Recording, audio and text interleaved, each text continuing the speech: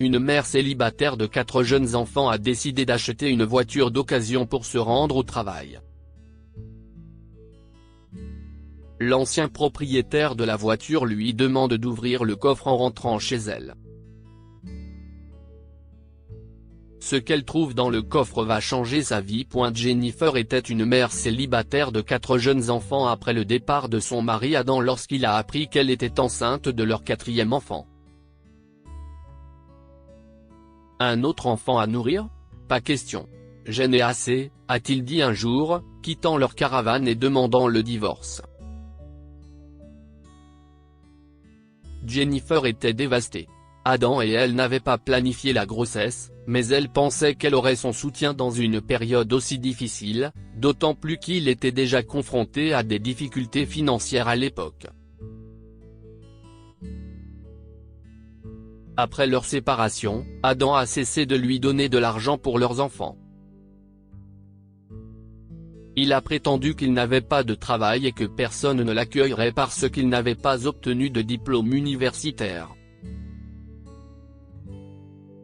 Peu après l'accouchement, Jennifer n'a pas d'autre choix que de chercher un emploi, car elle manque d'argent pour acheter de la nourriture, des couches et du lait. Jennifer traversait des bandes de restaurants et de magasins, pour se faire rejeter par les propriétaires parce qu'elle avait 4 enfants en bas âge. Il est difficile d'embaucher des mères de jeunes enfants car il y a toujours quelque chose qui se présente. Soit votre enfant est malade, soit vous n'avez personne à qui le confier et vous devez donc vous absenter du travail. Je suis désolé, si est trop difficile à gérer pour nous, lui a carrément dit un employeur. Comme personne dans le quartier ne voulait l'embaucher, Jennifer a commencé à chercher du travail dans une ville voisine.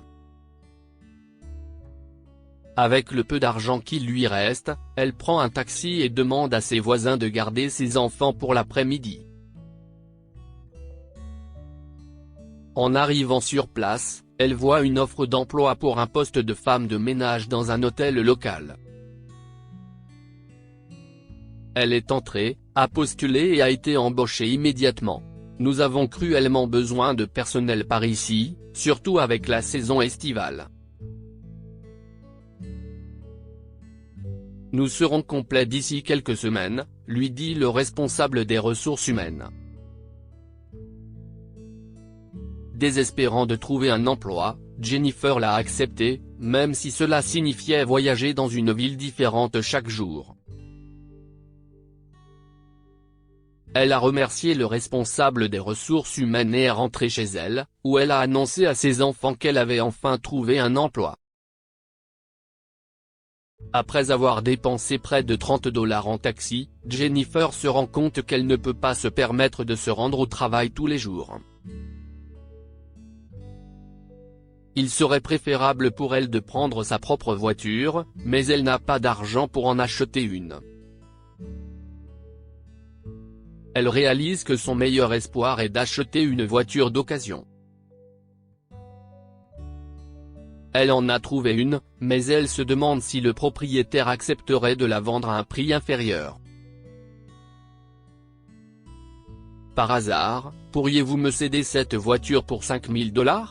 Vous voyez, je suis une mère célibataire de 4 enfants, et il m'est difficile de gagner de l'argent. J'espérais obtenir une voiture pour prendre un emploi dans une ville voisine, a-t-elle admis. Lorsque le propriétaire a appris qu'elle élevait seule ses 4 jeunes enfants, il a accepté de lui vendre la voiture pour $5000.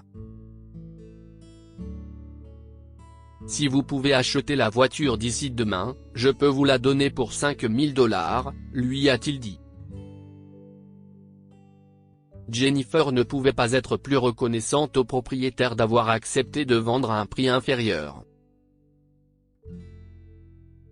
Elle a tenté sa chance et a demandé un prêt à la banque afin de pouvoir obtenir la voiture le lendemain.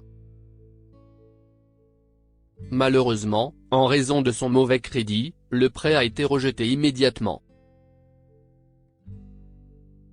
À court d'options, Jennifer a réfléchi à ce qu'elle allait faire ensuite.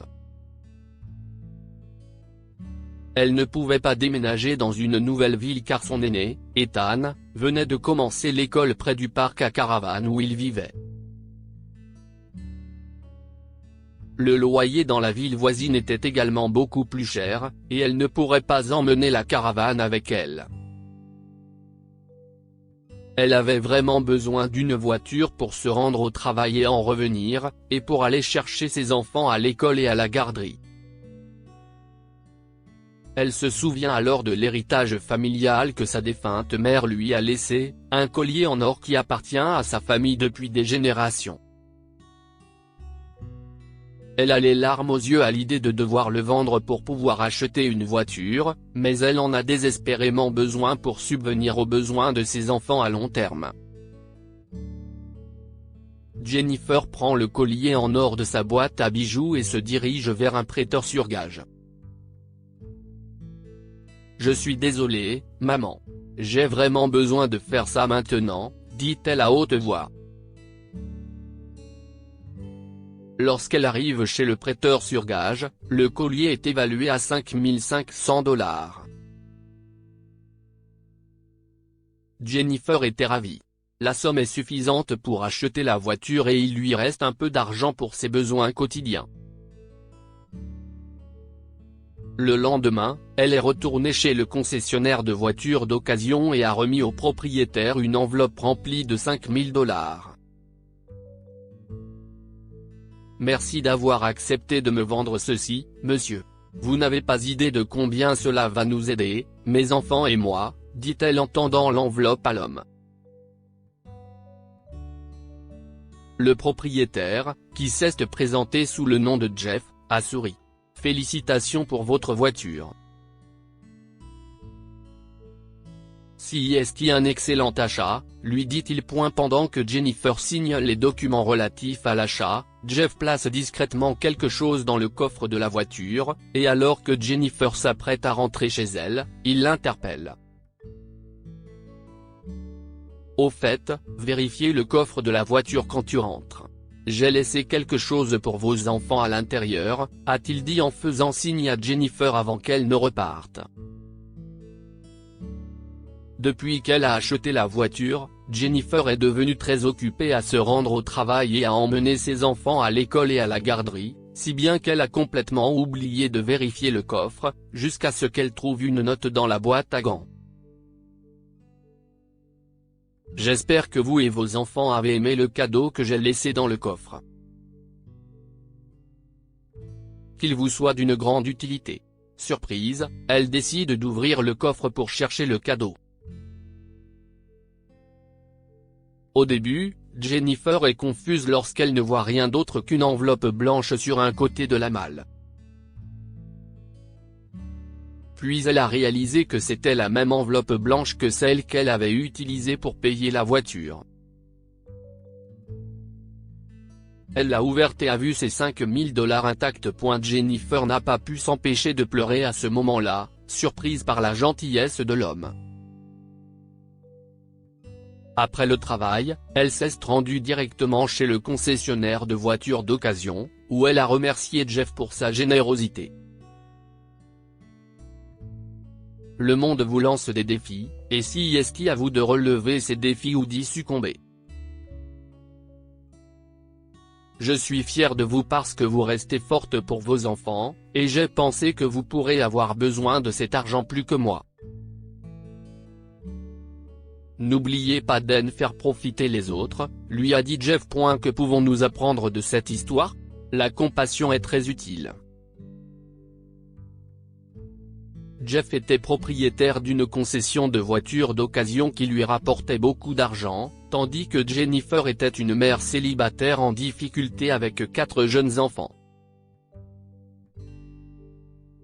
Après l'avoir appris, Jeff a décidé de donner un coup de main et d'aider Jennifer de la manière dont il savait qu'il le pouvait. S'il y a une volonté, il y a un moyen. Jennifer était déterminée à travailler dur pour pouvoir subvenir aux besoins de ses enfants. Elle a fait tout ce qu'elle a pu pour y parvenir, même après d'innombrables refus et obstacles sur son chemin. Partagez cette histoire avec vos proches. Elle pourrait les inspirer et illuminer leur journée. Si vous avez aimé cette histoire, découvrez celle d'un frère qui hérite de la fortune de son père pendant que sa sœur n'obtient qu'une lettre lui demandant de se rendre chez son arrière-grand-mère.